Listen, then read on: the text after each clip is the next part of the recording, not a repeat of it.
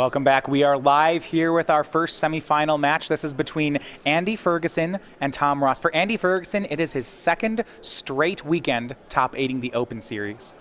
Doing it in a field of 700 players. Last weekend, it was Ops on Company. This weekend, he's decided that Reflector Mage was too good to pass up, and he switched over to Bant Company. He looks like a man who's known what he's doing, has made top 8 appearances with both, but he's facing his best test yet in Tom Ross. Red Black Dragons' Tom Ross ran the table, defeating Kent Ketter and Matthew Tickle to get to the semis. Something we did not discuss. This is a leather jacket mirror. We gave Ross the credit, discounted Ferguson. They are both sharply dressed. Hashtag who wore it better. Ferguson has some pretty flashy pockets, so. Ferguson will start off on a Plains and Lumbering Falls, passes back to Tom. Now, no 2-drop early on for the deck. He does play 4 copies of Sylvan Advocate and Jace Vryn's Prodigy, so a little bit surprised to see him not come out of the gates there. The other thing about this, though, we didn't have either of our 2-drops. It means we're probably pretty flush with 3-drops, and they can be pretty high impact. Yeah, I wouldn't be surprised to see some collected companies coming out. If you're going to keep something without a 2-drop creature, generally, by turn 4, you want to have 3 creatures and play with a company deck. Now, the way to do that is to play one on 3 and company on 4. We might see Ferguson hem and haw on past turn here, representing those bounding Crassus, as we've seen from Ferguson. Yeah, the early game challenge from Tom will be to see whether he can kill those creatures. He plays a second land of his own, and for Ferguson, it is land 3 and pass. Now, don't be fooled. He may have a 3-drop here. Do not trust this man. He always has something. Well, a certain fish lizard he's been playing with most of the day. Good in this spot. It's going to be Thopter Engineer for Tom. This one's an interesting one. Tom's been playing this one all weekend as opposed to the Hordling Outburst that's in the stock deck. I think in a lot of ways this was a reaction to Reflector Mage. Yep, Crassus is going to come in here and tap that token. I'm almost certain of it. Well, do you want to tap the token or the Thopter Engineer? Thopter Engineer is only a 1/3 on the block. You're saving yourself 1 life here, and your plan is most likely to attack with the Crassus on your turn. I'd tap the token. Okay, you don't put Tom on blocking. Yeah, and even if he is blocking, I don't especially care. And that is the play. The Fish Lizard will jump into play. It will tap the Thopter token, and now we go to Andy's 4th turn. Swings in, no blocks. First damage is Andy's. Tom down to 16. The other thing about that is life total management for Ferguson is going to be very important. We were just talking about Kolagon, the Storm's Fury, and how much damage output that card has. You just got to save every point that you can here. Well, how unlucky, Andy, with no turn 4 play again. Missed again. We know that's not the case. Thunderbreak Regent will be the turn 4 play for Tom Ross. And the company's going to show up. We'll see who's coming over. And he's going to wait till end step. Doesn't really care about finding a Crassus and tapping the Thopter again. All right. We have company. We'll see what it is. Jace, Reflector Mage. Did we invite anyone else? Sylvan Advocate. Yeah, and he can pay, has enough seats at the table for 2 of them. Feels like a Jason Reflector Mage to me. Plenty of room at Andy's table, though.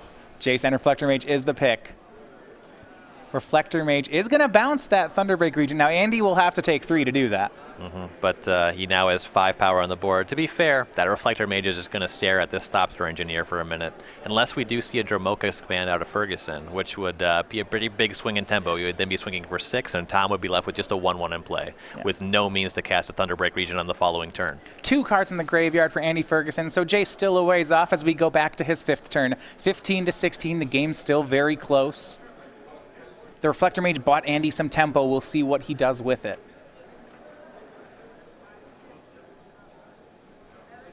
One 3 blocker standing in the way. We've seen Thopter Engineer, I think for just this reason, be very good. The incremental damage that these decks get off of Reflector Mage, Thopter Engineer's not having any of it. Yep.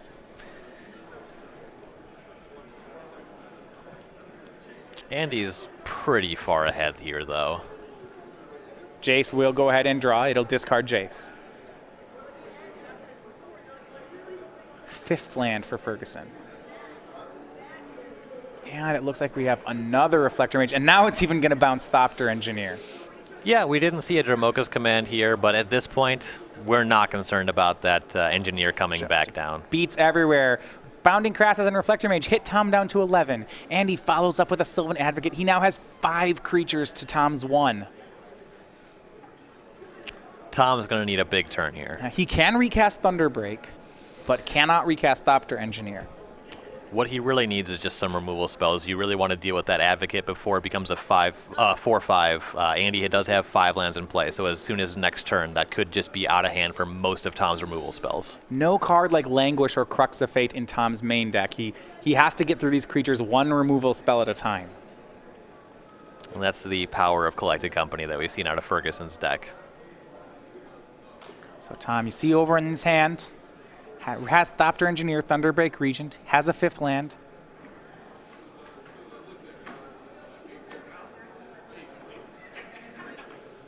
Polluted Delta. Now he needs to make sure he doesn't die here. If Andy has a 6th land, that Sylvan Advocate will upgrade from a 2/3 into a 4/5. Dying is a real concern, and just considering the cards in Andy's deck, creatures are the least reliable way to try to avoid that outcome. Yeah, Reflector Mages and Bounding Crassus makes blocking a very difficult proposition. Yeah. I'm almost positive that if Tom is to win this game, step 1 is just going to have to be killing that Advocate.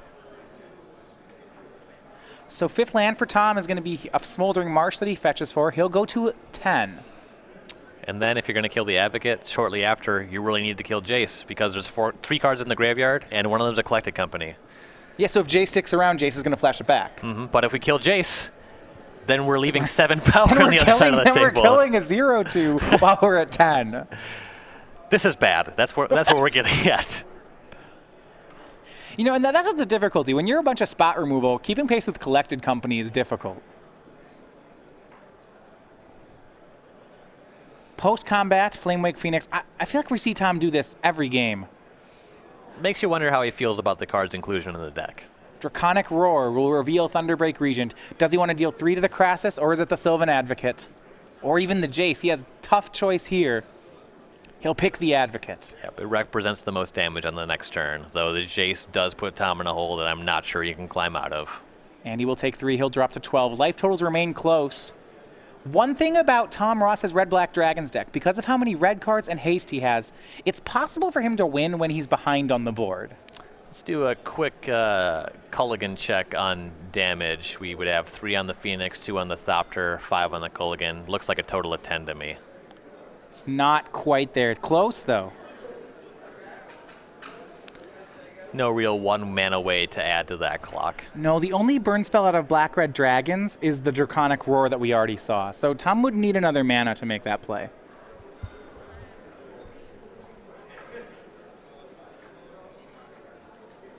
Now keep in mind, he can block with Flamewake Phoenix and then get it back later with that Ferocious ability. Absolutely.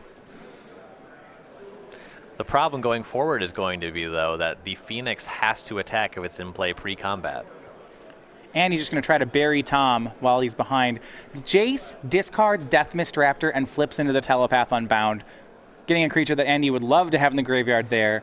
Maybe even flashing back a Collected Company. We'll see how he wants to play it. A lot of great options. He could even shrink Flamewake Phoenix, and that's not too terrible either. Yeah, and even that interaction of discarding Death Mist Raptor is something that's easy to overlook. You might look at Jason this deck and think, oh, this is another one of those blue mages. Just throw in Jason to every deck. There's not even very many spells, but just discarding Death Mist Raptor and getting it back later with the Den Protector can be a pretty huge swing. Yeah. Interestingly, we've been seeing Andy a lot today, or really over the course of the tournament. And I don't know if we've seen Death Mist Raptor jump out of a graveyard yet. No. It's been a fine card. We've seen it trade very well. I guess that Andy's just been too busy winning. Yeah. I haven't had to use that trick yet. Still had that one. Andy will fetch his Windswept Heath. He'll go down to 11. The land will be a Prairie Stream untapped thanks to that basic Plains and Forest. And hiding out there, he still has that Lumbering Falls. And maybe that's the reason Tom has to kill Sylvan Advocate. If he doesn't, Andy could activate it, and now he has a 5/5 hexproof. Yeah, the Advocate, big enough problem on its own. Toss a 5/5 with hexproof on top of it. Andy's going to bring the company in again. Flashes it back. 6. So far, he hasn't found any. He's 4 cards deep. 5, 6. That is a pure miss off Collected Company. Have not seen that yet this weekend. What are even the odds? Well, I ask you because you're the guy. Yeah, I mean, low. We can math it out. Apparently non-zero. Non-zero. I mean, It's still a great attack. He'll just cast Sylvan Advocate, swing in. He gets 4 damage in. Tom is at 6 now, however. The Phoenix will not be a blocker on this following turn. It's going to have to attack. It's the only language it knows, unfortunately. I think Tom would keep it back as a blocker if he could. The only thing that Phoenixes understand is violence. Well, it's violence against Jace at least. And Tom flooding the board with blockers. 2 Thopter Engineers, 2 Thopters. Once again, Tom playing his haste creatures post-combat. Yeah, this is definitely the best that play has looked for him, though. He just needs blockers right now, and that's what he has. He's able to bounce an Engineer off of the Reflector Mage, which is good. He's in chump blocking duty against the Krasis and the Advocate, though. Yeah, Advocate has Vigilance. Krasis will swing in. So I was wondering whether Andy was going to go ahead and activate the Lumbering Falls here. Yeah, considering that he's not doing that, you have to assume that the hand is gas. Pretty sure we have a Collected Company.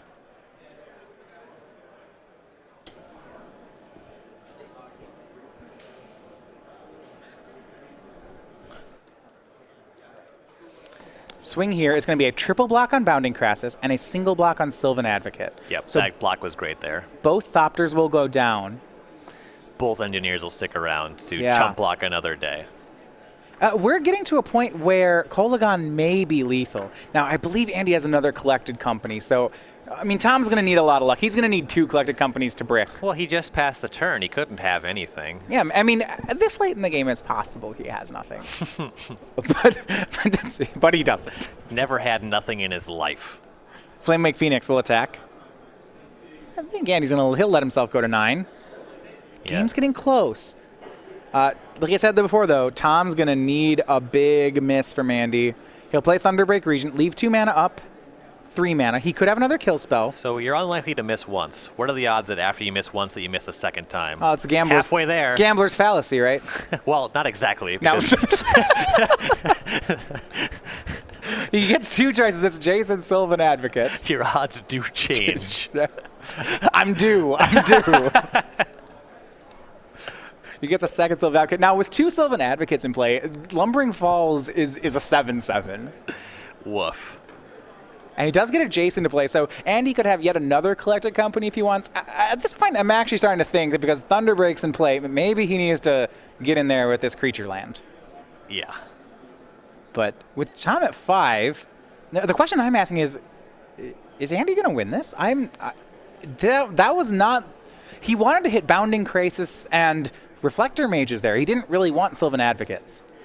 No, absolutely not. And Murderous Cut will take down Jace while we're still on Tom's turn. Tom did not want to give Andy the chance to untap and have another Collected Company.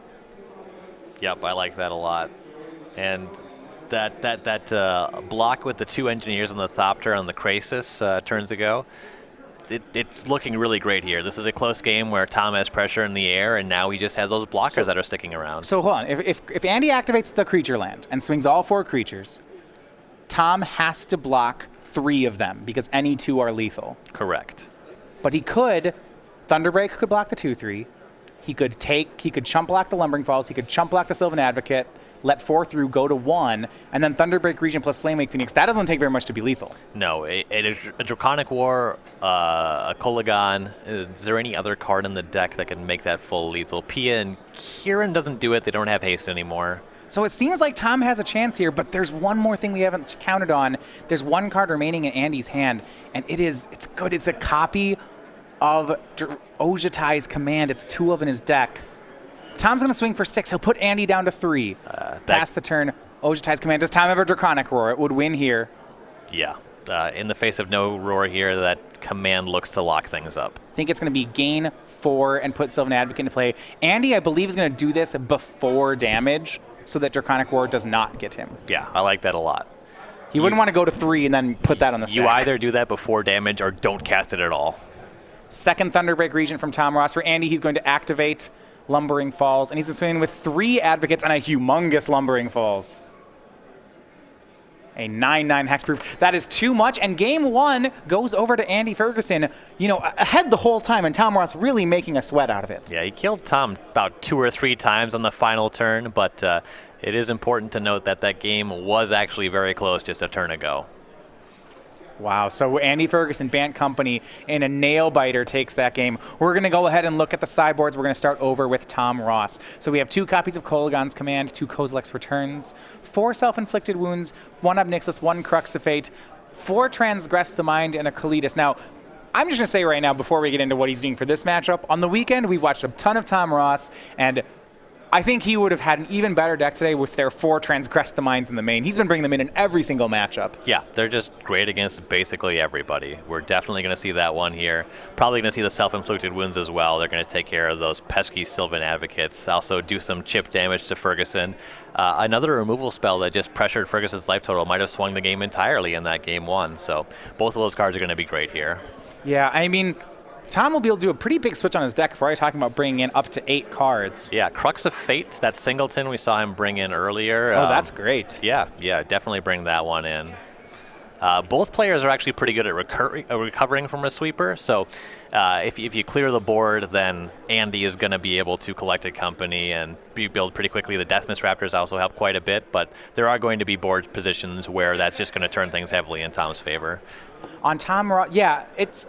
So we'll see that one play out. We'll go over to Andy Ferguson's side. 4 Arishan Cleric, 3 Disdainful Stroke, 3 Dispel. He still has his 2 Frostwalkers. We haven't seen him use them yet. I'm pretty sure that he only had 13 cards in his sideboard and found those in a stack on a table somewhere. They just don't seem good at all. You're in the situation, then he was like, I hope somewhere someone copies my 75, and then I'll look on coverage and I'll see some Frostwalkers, and it'll just be this inside joke that only I know. I'm going to know that somebody copied me and didn't even think about updating the sideboard. Those of you joining us, we're in the middle of the match here, semifinals of Star City Games Columbus. So you see, this is the 4th event of the Season 1 SCG Tour. Right now, we've been to Cincinnati, Charlotte, and Atlanta. Next week, we are at the Regional Championships. Then we are off for a week. But if you want to join us for Season 1, we'll be making our trek all around the eastern U.S. So we'll be in Louisville, Philadelphia, Indianapolis, and Baltimore before we return back to Columbus for our Season 1 Invitational. Full opens in all 3 Magic formats, as well, of course, as Sunday Classics every weekend. Now, if you do manage to make it out one of these, you will manage to get one of the Kitchen Lynx playmats. This one's a parody on everyone's favorite 3/2 Persist creature from Shadowmoor. It's got a lot of competition, but we determined that Kitchen Finks was the best. Plenty of options. Kitchen Finks crushed the competition. Yeah, it was nearly unanimous. It's entry to any Season 1 Open. You can get this for showing up at any of those tournaments. Yet another reason to come out and join us for Star City Games weekend. Yep, these creature collection playmats are pretty awesome collectibles. I'm sure there's people that just have a stack of 1 each and are very happy to have them. Did you know that there was over in the other room next to us, there's a cat convention going on here in Columbus? Yeah, those people will probably buy that playmat too. Yeah, I mean, just saying. I'm allergic to cats. I hope it's not over when this tournament is done. I hope it is. Game 2 underway. Tom Ross on the play this time. He'll have to face down a turn 1 Warden of the First Tree. It's the only 1-drop in Andy's deck. You can imagine, though, that Tom is going to be at the ready still with all his cheap removal in this matchup. Yeah, that Warden probably not going to stick around for too long here. 1 copy of Warden of the First Tree in Andy's deck, of course, because it is of the first tree. There is no second tree. No need for a second another Warden. one. Right. Okay, well, it's going to wound itself. It was a self-inflicted wound that took down the Warden. The first tree is now lonely as Andy goes to 17. No play on 2, no Sylvan Advocate. Or Jace. No land for Ross on 3. Well, that could be difficult for him. Now, Andy will pass back as well. Andy has, quote, no play on 3. Well, Tom does have Draconic Roar, so he'll probably be able to answer this card.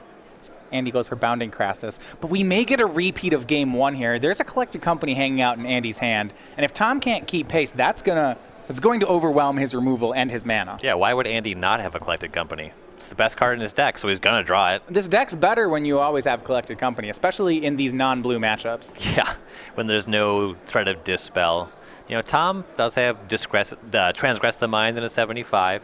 He has an opportunity to snipe it, but things are just not working out for Tom's draw here. Now we have a game. Andy passed the turn back again. He also missed a land drop. So even if he has a Collected Company, he's at least 1 land off of it. He does have a company, but he can't play it. So go back to Tom's turn. Tom hits his 3rd land, so now 3 lands apiece. I think we have...